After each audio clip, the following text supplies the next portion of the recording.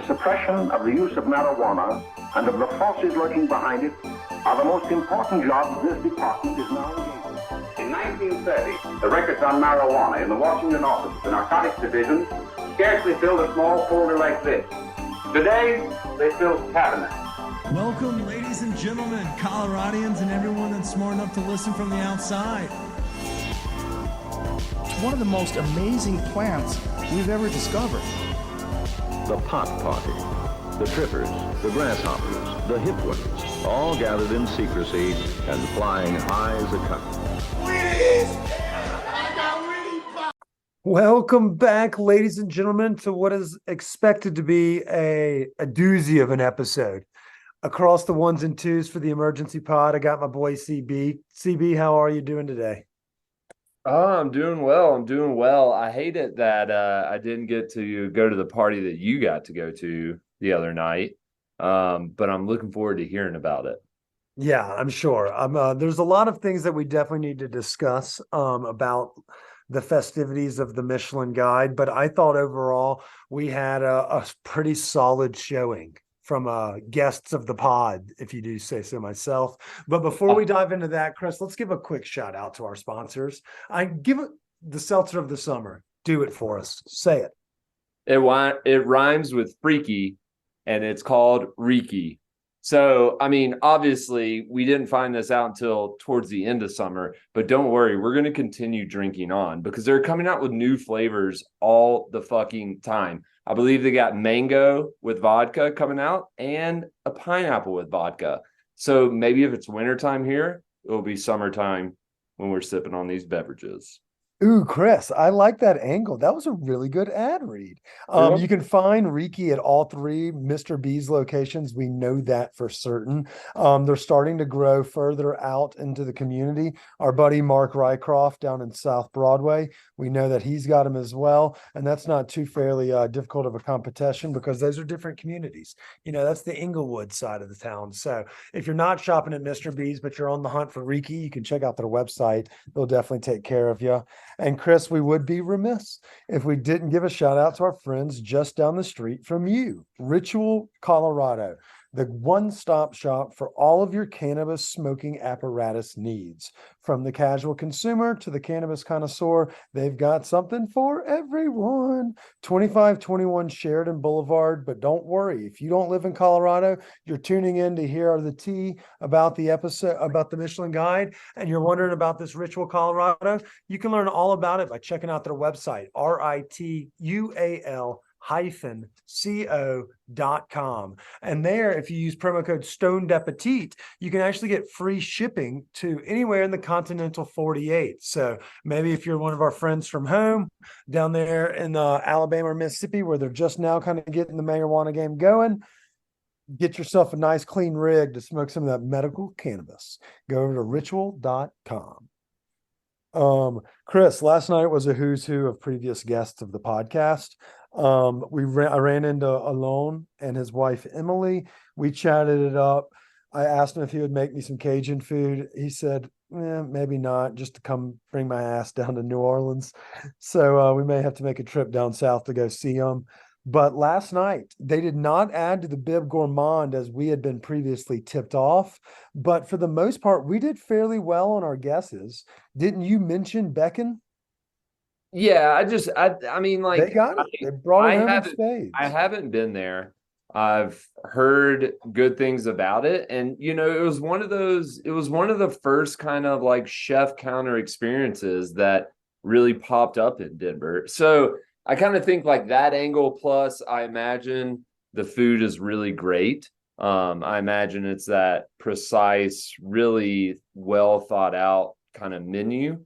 So I could see that one getting a star. You know, I can't speak to like the quality. Obviously it's high quality since it got a star. But that is one of those places where I would like to check it out. You know, when it first arrived here, I wasn't sure if a thing like that would catch on just because of the way the Denver dining scene is. But I'm glad to see that showed up.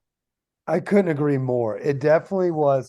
Obviously, omakase and the folks that are in the big cities that may be listening to this and maybe already have their Michelin stars or the guide in their communities are like, oh, we have chef tasting and like prefix menus and all of that jazz on a regular basis. But they definitely were the first to kind of set that tone here in Colorado. And everybody, I think a lot of folks were curious because nowadays it feels like every meal is 300 fucking dollars, but at the same time they were kind of that first one that is 300 fucking dollars. It is it's refined and upscaled. I've only had it a time or two. It's like treat yourself special occasion kind type of thing. If you're trying to woo somebody, that would also be another option. But at the same time, it's great for those that fancy themselves a foodie or enjoy the finer things in life. So Duncan and the team definitely well deserved. Congratulations to them for sure. I didn't know just because like it's there, but I didn't know like what kind of experiences the judges may have had. Like, was it like breathtaking as our assumptions are that you have to, to earn the honors? So you just really didn't. But I figured if Becken got one, that they wouldn't kind of highlight the exact same styled cuisine or excuse me, like style of restaurant being the chef's tasting, like watching them plate and like having prefix menus. But Bruto, shout out to Chef Michael and that whole fucking team. I'm so elated for them. And we'll probably pretty much talk about all the stars first. But Colorado getting 5 fucking stars. And I thought Little Nell was a slam dunk. Bosk came through and knocked that out of the park. So that threw me for a little bit of a loop. But we were pretty spot on because we kind of were like, who, if any, would get one from Vail? I was just assuming it would be a sushi spot or something, like that we just didn't know too intimately. I recommended they open a Waffle House because that would do numbers up in Eagle and Vail. But at the same time, they did not bring one home. So their one came from the mountain. The much deserved Bobby and Lachlan team got one at Frosca. Shout out to their whole company. We friends of the program, Carlin and Bobby's a guest of the podcast. They're just awesome. They're in that same camp of Becken, of doing things other folks are not doing in the scene. Like they are, 1A. And when you think of what a Michelin star restaurant would look like, they are like my quintessential thought. So I thought that was a pretty slam dunk. And I think, I'm like 95% sure on this, but I think Duncan over at Becken is a like Frosca. If we're starting like a tree of excellence of like chefs starting at one plate and then going out on their own, I want to say he was at Frosca for a little bit. Yeah, the lineage and the same reason I thought the Nell was going to get it was like the family tree, like Bobby's coaching tree type vibe is similar to that of like a Bill Belichick or an Andy Reid, where you see all of these different folks, like the fam from Marigold up in Lion. I think they were also part of that family at one point. Yeah. Like they've all gone on to do great things. And like, that's what made me think the Nell was kind of in that camp, but like, greatness breeds greatness. So that was, like Bruce Jenner and and the Kardashian lady creating Kylie and Kendall. It's the exact same thing. But at the same time, I thought Frosco was a slam dunk, and I think everybody else agreed. Very well deserved. And just nice folks, shout out to that whole fam over there. Ian, bravo, chef. Congratulations. And then let's dive into our backyard, the Denver scene. Becken, obviously, we mentioned. And then it was the IE Hospitality Showcase, Chris. Kelly and the fam, we've harped about it. Like they were catching strays from other, mediums, whether it be whatever and whatnot. And we were over here telling folks they're doing shit the right fucking way. They're using their grains. They're, what they're doing in the produce, like how they're fermenting vegetables and things of that nature. They're doing shit the right way. And it came back to showcase. Both Bruto, Chef Michael and the team over there with the omakase style chef's table and open fire. And then obviously the Wolf's Tailor, which was, I know Kelly did Basta first up in Boulder, which won a bib, but Wolf's being his first approach and dining in Denver. brought it home as well. And I think you could hear me scream when they yelled Wolves Taylor on the stream because I was like, way to fucking go. Rah! That checks out. Yeah, very, very easily. But I was shocked for the same reason we were shocked that Tavernetta was on the Bib Gourmand list. I didn't think that, from what we had been told from folks that they would give 2-to-1 restaurant group, but those teams could not have been more deserving of it. So I couldn't have been more stoked for Chef Kelly, fucking Matt, Erica. I mean, the whole team across the whole family. They just brought it home. And it didn't stop there. Both of those locations and their Boulder operation, I believe, received green stars, which we talked a little bit about Monday, which is about the ethical sourcing and things of that nature. They won one of those, and so did our friends over at Black Belly, Chris. Yeah, that's awesome. Yeah, and Boulder had a pretty solid showing in the green star because they're a little bit crunchier, so they do things the right way for a little bit more regularly. And Bramble and Hare also got a green star. So, I mean, they spread the love strong. Yeah, I thought it was a good representation. It would be awesome to sit down with one of these observers from like the Michelin Guide just to get an idea on like when they go out to eat, when they're like on the job, what are they really focusing on? What are they weighing like as factors? Yeah, they said it. The gentleman that was kind of doing the presentation, the host left a little bit to be desired, but the French gentleman that announced it, he gave the kind of the criterias, and you had read them off the internet a couple of weeks ago about the personality, the food, the vibe, and things of that nature. Right. But I would like to pick their brain as well, because while the bib did not make as much sense, and we're not going to harp on something we've already talked about, I thought they knocked it out of the park for the most part in terms of the actual awards. I thought they knocked the greens out. I thought they knocked out the stars. The one thing I was a little surprised, and we kind of teased it earlier by talking with Alone, was just getting what is considered a Michelin plate, which is like in a small lower tier and a little bit more of just a nod, so to speak. Uh-huh. I was a little shocked that that's where they ended up, and maybe not having more added to the Bib Gourmand, because I felt like they would have been more apropos for that, juxtaposed to what they were. And then the only other snub, and it's not really a snub, but one that I thought would get garnered more accolades or attention, was Olivier. Yeah, and maybe I don't know. I mean, how old is Restaurant Olivier? I mean, they're at least 4 or 5 years old. They've been around as long as this podcast. You think so? Or maybe not as long. We've been doing this way too long, I know, says Like, everybody. But yeah, I mean, they've been remember around for a hot minute. We were in the downstairs basement of Wolf's Taylor way back in the day. We talked, Kelly and I were joking about that last night. From that to heading to Brooklyn to do the Bon Appetit, to partying with them in Aspen. We've been lucky enough to be able to kind of follow their journey through Colorado. The dry storage, and Bruto took on so many different things, but over those those years, and then Michael kind of found his groove in the kitchen over there, or that was like the perfect marriage between he and Kelly. And now he's built this all-star rock stars team over there, where they're garnering all the fucking attention and picking up awards left and right. Shout out to Cece for her fucking accolades as well. She just brought the absolute hammer too. It was really cool. I think, exceptional cocktail award is what Cece got. Barolo got the sommelier award, Ryan and Aaron over there. Outstanding service, you could have guessed it, came from Frasca.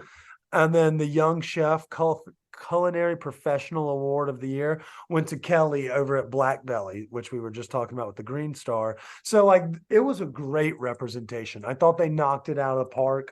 I thought we missed a few that could have fallen into different categories, but all in all, it was a really great time.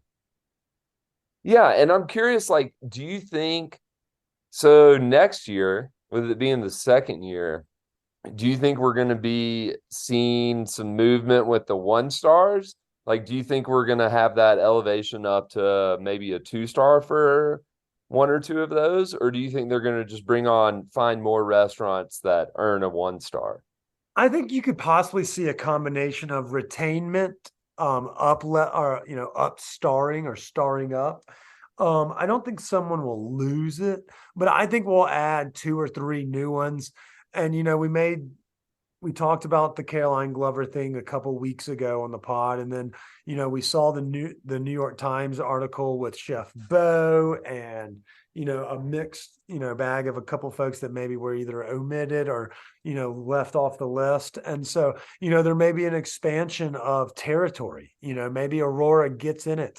I think Caroline's tried to kind of bring it into the light, so that maybe the city of Aurora would maybe get off their arse and get involved in terms of like, this could be great exposure. And there's a lot of other restaurants, even if she's carrying the torch in Aurora, that could really knock the bottom out of it. The problem with it is, if Aurora was worried about the public opinion, then they would start firing cops that shoot unarmed kids, and they don't even do that. So why the fuck would they move the needle for this? Like being in the New York Times for a scathing Michelin conversation is not nearly as bad as Mike Kaufman just keeping these cops on. So like, it seems like Aurora, they may shit or get off the pot. I'm not exactly sure, but I think we could see an expanded territory into different genres. Like, could a Steamboat or an Aspen, or a Telluride, other places that have mountainous or ski villages that may be inclined and have the residual income and like revenue just sitting around, that they could do this marketing venture potentially. I know Brother Luck wants it to be in the Springs. Not sure exactly how well that will go, but you can dream, Yeah, so I think we'll have some new ones in there. I think that's the most polarizing issue with the Michelin Guide, is the fact that, if you're a restaurant owner and your city doesn't buy into it, then you're just kind of shit out of luck. There's not a whole lot you can do, even if you're Exactly. serving. Yeah, exactly. It's not like Caroline can, just make them do it for Aurora, or she can't move the city of get annexed by 500 feet. Like, it sucks, but maybe it happens. But I would expect, I was talking with a friend that works with Vail Resorts about how does Vail make that jump. And, we joked about the Waffle House, which would be fucking awesome and print cash. It would print cash, Chris. Oh my God. But, like, they're going to try and like do some fun things where it brings, a little more attention to that aspect of the industry. Like Denise said on this podcast a few weeks ago, we may see a larger investment from restaurant communities, and we're going to start seeing more chefs, not only apply to work under Michelin stars like Kelly and that team, or Bobby's team up in Boulder or in Denver. We're going to see more of those, but we're going to see new restaurants popping up. And so if you're a chef in another city right now, that's like, well, damn, how can I get a Michelin star in the Colorado market? Fucking open a restaurant in Beaver Creek. Not only will your family love you for being able to move up to fucking Vail, but at the same time, they're looking to find a way to revamp their culinary scene so they can be on that same page. I would love it if a Telluride may be a little bit of a stretch, but at the same time, there's great food in the south part of the city or the state. Yeah. And in the northern part, Chef Russ up in Steamboat fucking slays it. And they have a couple different restaurants up there that can bring the hammer. And, I think we'll start seeing a little bit more recognition. But yeah, you're at the mercy of your city's pocketbook, which kind of sucks. Yeah. I wonder if the Stanley could pay for it for the right? Or like maybe hit a hot fundraiser. Yeah. Find that private donor that just to say, yeah, I'll cover that. What is it, like 80,000? Is that what the number is? I don't know. I thought I saw some like 80 to 100,000 figures in there.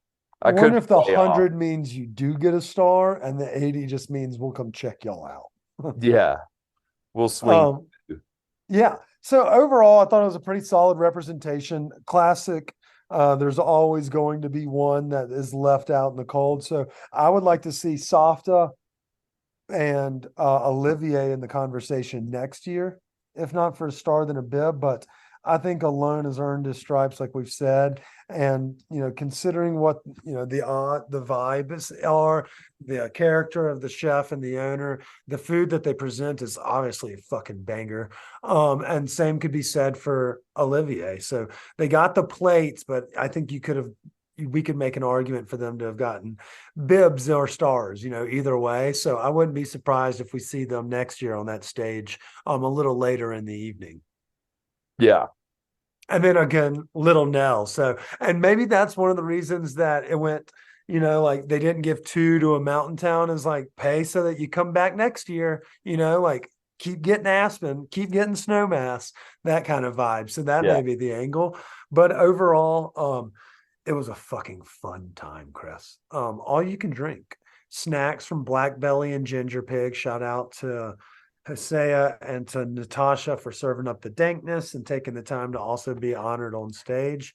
And then afterwards, because IE fucking brought home the bacon, they had a little late night gathering with all the chefs. And so I tagged along over there for a little while. That was a big time, as you could guess. Those industry people, they really know how to party. They remind me of the Omega Moose for our friends that listen to that remember the movie Revenge of the Nerds. They party. They know how to party. But yeah, I thought it was a pretty good time. I thought the episode it could have been scandalous or scathing, but at the same, it was solid. I thought they didn't really fuck anybody over last night. Yeah. And I mean, I don't even know what all goes into it. Just being year one, you've got to get a feel for what the scene is, what the community is like, going to these restaurants. I think all that goes into play. So, I mean, maybe, this is their first kind of intro into what they think are the stars of the dining scene right now. Yeah, I mean, for sure. And obviously, it's probably a learned process, but it also is an evolving process. And so when the French gentleman who spoke pretty solid English was talking about how these judges come back and give their findings, and then they sit with like a panel of people in the community or on the committee from their international guide. So maybe like these judges report back kind of like scout team, and then these other five folks will go dine at these restaurants that were, recommended for stars to make sure they're applicable or that they live up to the snuff. I gotcha. Yeah. So I think that there's a little more due diligence than we originally gave them credit, which I'm glad. But at the same time, that fucking tire, man, that tire and the guidelines are simple. Isn't it so strange that like the award is associated with a tire company, and it has so much impact on food? I just think it's funny. Yeah, and I think most folks know the story, but for those that don't, the Michelin Guide, when they were struggling to sell tires because cars were not being driven enough, they created a campaign, the 1-star, the 2-star, and the 3-star, on trips that would be worthwhile to drive to. So if Michelin gave out a single star, it was like, oh, if you're driving, you should check out this restaurant. Number 2 was like, if you're in this town, you have to eat this restaurant. And if you have a 3rd star, it means you schedule vacations or trips specifically around this restaurant. So like your French Laundries, your EMPs, right? Fucking anywhere in Paris, like I think like the 3rd star is like, this in itself is a destination. Yeah, like this is worth everything. So now question. What do you think? Like, let's say you were a restaurateur, would you rather be in the top 10 of the world's 50 best restaurants when they release those lists, or would you rather have the Michelin stars? The world's best is started to come on stronger in more recent years with a little bit more of a social media presence, and obviously food is sexy and aesthetic as fuck, and so it's easier to showcase places. One thing that I think would be difficult for Americans to get behind the world top 50 or 100 is that we're very obtuse as a country and as people. We're stubborn in our ways, and we'd much rather travel by car if we can. Fucking Gerald Ford and his stupid ass lobbying and all the Rockefellers and dickheads and things of that nature that lobbied for us to be in cars. So I think like driving and commuting makes it more worthwhile for the Michelin, but for the world top 50 or whatever, more people in other countries experience the cultures of other countries. They travel outside their own borders more regularly, and not to like fucking Sandals, Jamaica or Cancun. They go to like, let me go check out Copenhagen because it's a little bit easier for you to get from, if you're just some like, gap toothed Brit, inbred as fuck. You can you can be in Belgium to try a restaurant, or you can get to, fucking Spain or Portugal, that you can get to the boot of Italy and the same time it takes us to get to fucking Atlanta. Yeah. So I think the world top 50 is more recognized outside of America. So if I'm opening a restaurant in America, I think I'd rather have a Michelin. But if I got to pick to eat at the world top 10 or, the top ranked Michelin stars in America, I'd probably choose the world top 10 because I loved, mixing it up and learning about different cultures from different countries through their food. Yeah. So that would be mine. What about you? What would you say? I mean, I think personally, I would like the world's top 50. I would think, I don't know, you're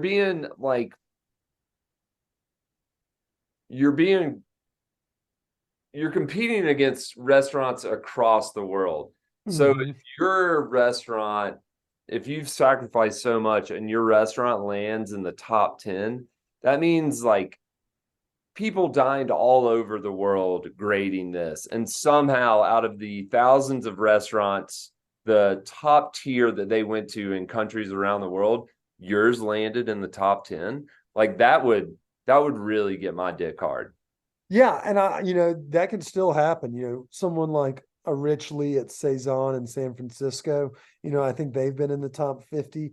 Right. And they have Michelin star. Yeah. So I think they're synonymous like in most of those communities, but at the same time, I feel like both of them are pay for play, in some instance. Not like the chef themselves are paying for it, but someone in your local tourism board is most likely paying to get those judges in your restaurant. So you are exactly right. It's not like you're just competing with the restaurants down your street. You would be competing with every bowl of fucking ramen on earth, or something like that. So I get it completely.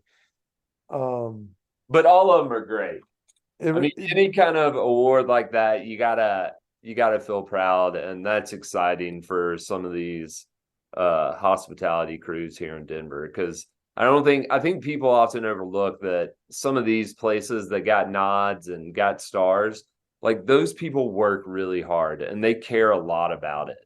And I think that's what's so good about the Michelin coming here, is it's showcasing that. I couldn't agree more. And, coming out the gate swinging and getting the 5 stars, having restaurants across the Front Range getting accolades for, a litany of different reasons. It's just going to build more buzz around the food scene here. So when folks want to sit here and say, oh, Denver's not this or that, well, you're just a fucking pleb, because there are actual judges that recognize our restaurants as legitimate, fuckworthy foods. And we bang the shit out of some quality food. We do whenever we can. Yeah. You got anything cool coming down the pike this weekend? On the weekend, I haven't really thought much about this weekend. Like you gotta kind of look at football schedules now. It's tough. We didn't have to deal with that this summer, but now you gotta kind of plan your days around it. But I might be, when listeners are listening to this, there's a free concert at the Levitt Pavilion. So it's Buffalo Nichols. So I might go check that out. Oh, hell yeah. And, there's a litany of cool stuff. Chris, there's a pirate festival in North Glen, and Eve wrote the cutest little note for it. She said it's back this September, with like a hard R, like arg, I'm a pirate. not like the other. And that starts at this Friday at 5 p.m. And it's like Swing Your Sword. Shout out to Coach Mike Leach, who's no longer with us, but we love you. But the main festival's on Saturday. So I'm sizing that up a little bit, and it's just up just a little bit north. Blues and Brews and Telluride is this weekend. Estes Park is having an Arts and Crafts Fest, the 48th annual. Vale has Oktoberfest this weekend, Chris, in the Vale Village. And as you know, they already have that European chic vibe in there. So it's really going to hammer it home when you're up there drinking out of steins, wearing your, what's it called when you, lederhosen. Is that correct? Something like that. And the weather's going to be great. It's going to be chilly up there at nighttime. Like that's, pound. Well, as you say that, and as everyone's listening to this, I am on my way up to Steamboat, because as people continue to get narked out here in Denver for hosting events, there is an event in the mountains going down tomorrow that I've got to check out. I've been hearing great things about the food that Chef Russ Goodman is putting on. And then you remember our friends over at Billow, the cannabis guys that grow great kush. I'm going to go see what they're up to. And I'm going to have a little slumber party with the chef. It sounds weird, but it's not going to be. It's going to be totally normal. We're going to have some serious fun. We're going to grab some great content. And on Tuesday's episode, we'll be able to recap all of that. As well as there's a loaded weekend of football, as you mentioned. The college schedule's not as sexy. I know you went to the game last week. I got invited to the game this week. Nice. And I got invited to the Broncos game on Sunday. Oh, that ought to be fun. Also, I forgot to mention they're having the jamming on the jetty this weekend. Really? Yeah, from 1 to 8. Over there at Sloan's? Yeah. And they've got a bunch of they've got a few local bands, and then they've got some food trucks like Savage Beat will be there, El Camino, Socorre Burgers. There's gonna have it's really a cool event. I love to hear that. And mentioning food trucks, we would be remiss. Our clients and friends over at Starbuds, their location in front of the Titty Club, Shotgun Willie's, they call it Glendale. I call it Cherry Creek or Strip Club Dispensary. They have our friends Maze, the food truck that serves up the fire ass gorditas, going down Saturday from 11 to 2. If you shop in that store, you get free lunch. So if you want to try Denver's best food truck, courtesy of Denver Westward Media, 2023, you can eat it for free just by shopping at Starbuds. So swing through before the CU kickoff at 8 p.m. and you'll be living right all Saturday. Yeah, wholeheartedly, we put our stamp of approval on that food truck. Those gorditas, so good. And that red hot sauce is so fucking good. And don't sleep, like if you're a green chili fan, don't sleep on our green chili, because I'm not a fan, and it was fucking good. Now I won't agree. It's almost soup season, Chris. We're going to get into soups in the coming weeks once it gets a little bit chillier, as well as leaf peeping conversations about best places to catch that. And then shout out to KT Mart 719. She won our week 1 giveaway from the Pick'em. So she got gift cards to both King of Wings and Emerald Fields. We will have those for her. And if you're listening to this and you're in the Pick'em League, don't forget to get your picks in before the ball kicks off tonight, or you will lose out on garnering points and winning free gift cards. This week, our gift cards are from our friends over at Mr. B's, which, as you know, 3 locations across the metro, and our friends at Billy's Inn, who we did the pop-up cheese sticks with. So, I mean, we're going to keep sharing the love from our favorite dive bars, restaurants, breweries, and more. Dispensaries, liquor stores, chicken wings, everything and anything we can get our hands on. We're going to share the love with the community. So thank y'all so much for supporting us. Thanks for supporting local restaurants. I hope everyone has a wonderful weekend. Anything we missed, Chris? Have fun and check out some of these spots that got recognized. Yeah, it's going to be fucking bitch trying to get a reservation in the fine dining space for the next couple of weeks, but that's a great problem to have. I love to hear it. Before we want to leave, I want to give a shout out to Chef Tommy Lee, Chef Jeff Cox over at Hop Alley. They're my favorite restaurant in the town, in the city. I think they do great work. I love their spicy food, and they got the Bib Gourmand as we talked about last time. And shout out to Chef Jose Avila and Ivan, who were representing La Diablo last night. I had a blast goofing off with them. They have some really gnarly crap on the horizon. He's going to do a lot of cool shit in this world and for this local community and the local food scene. And I'm excited to be able to watch firsthand and eat firsthand. So love those two restaurant teams. We didn't talk about at the beginning, but I would not leave them hanging because I love both of their restaurants, all of their restaurants.